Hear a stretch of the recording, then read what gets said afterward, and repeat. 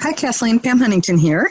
I'm going to go ahead and review your course, give you some feedback, hopefully more than what I've told you so far.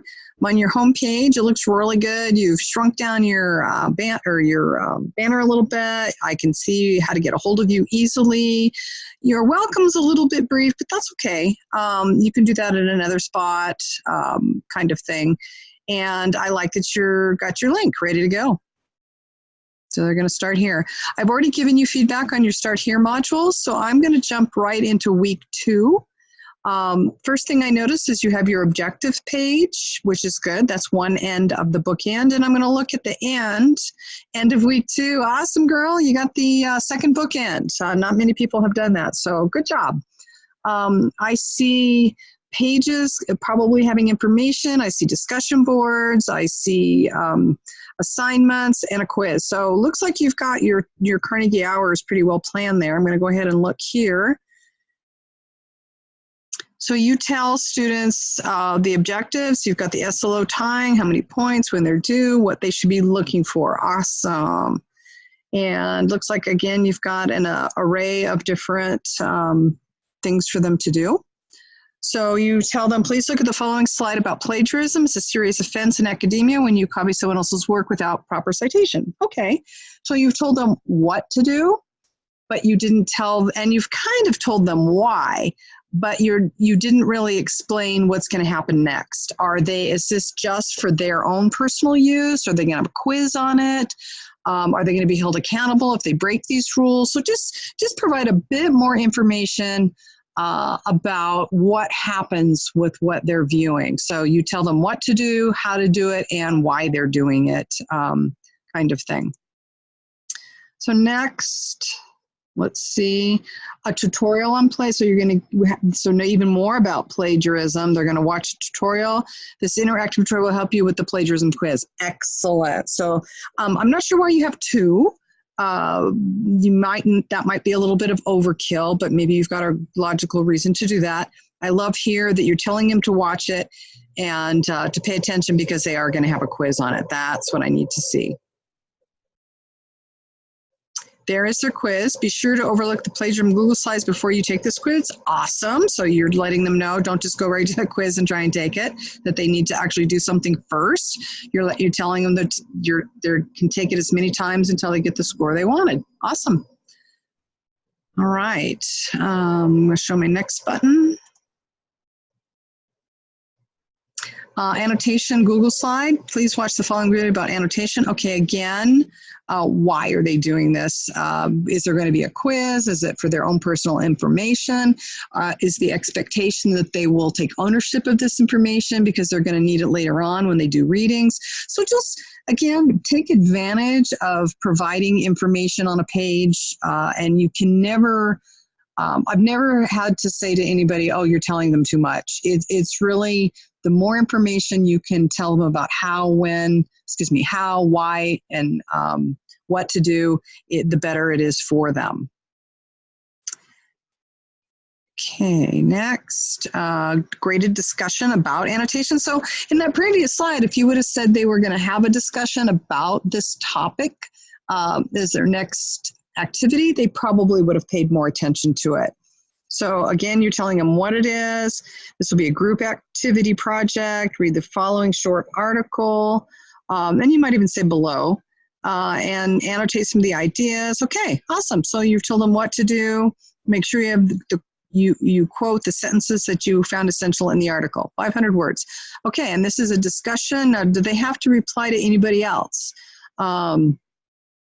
Once you are done, write about what you found and write your thoughts about what you annotated. Where do they write this? Do they do that right in the discussion? They're not having to upload anything. 500 words in a discussion board sounds like a lot, but it might not be.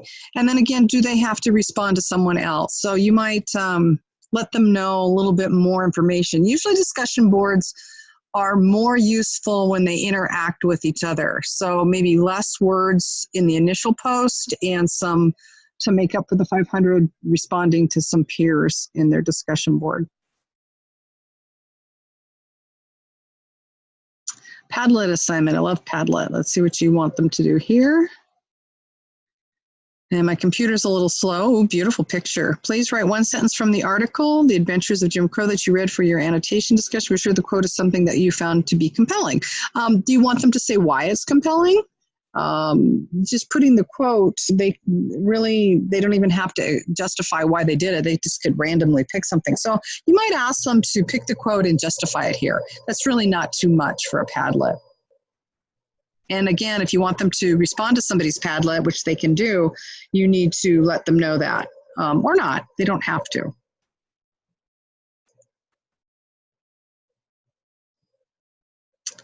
Okay, quotation frame, Google Slides. Look through the following quotation frame, Google Slide to understand how to use an annotation from a credible source. Okay, again, I'm going to sound a little bit redundant here. You've told them what to do and how to do it, but I want to know why. Are they going to need it for a future activity, a quiz? Why are they learning this? And if it's just good information that they need to do throughout their whole academic career, tell them that as well. So again, what are they doing? Why are they doing it? And how do they do it?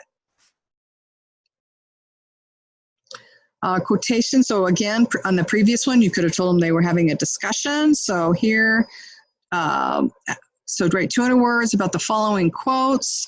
Include your quote from your discussion. Be sure to use a quotation frame. And hopefully they've learned what that was.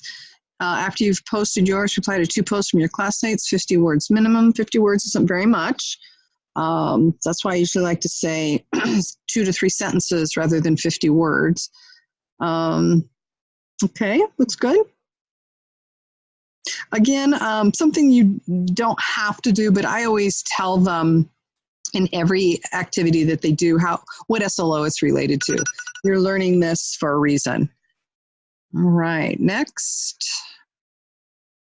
Formatting, good. I'm glad to see you put that early. Lots of links on how to do it. Begin, be sure to do the following when you turn in your papers. Excellent, excellent. Okay. So you've told them what to do, why it's important, and something that may be useful is to put all the same information on a page and then make that page available to them in every assignment. So it's good that they're learning it here, but also, and I think this is a page, you may want to attach this page to some of your formal writing assignments because they're going to forget once they actually do it. Because they're not, anyway, this is a great page. You might want to link it to your assignments. Citation activity quiz. Did you teach them how to cite? Let me look, I'm going to look back real quick. I don't remember you doing that. So citation. I would make that a little more obvious, maybe a part 1 and a part 2. Part 1 about formatting, part 2 about in-text citation, part 3 about a work cited. So 3 different sections there, and let them know that they're going to be quizzed on a citation activity.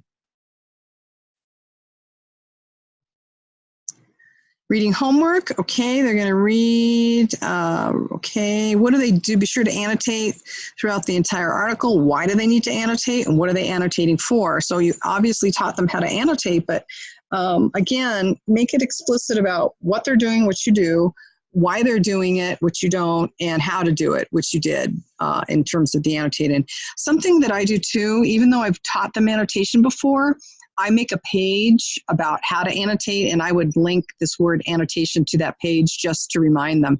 Keep in mind that students may not sit down and do this sequentially. They may do something on Tuesday, something different on Friday, and by the time they get to this on Sunday, they've totally forgotten how to annotate. So just help them out by maybe creating a link to what you already told them. Okay, end of week 2. Awesome, girl. You got your second bookend. I think things are looking really good. I think you've come a long way in making this a very accessible class that is beneficial to students.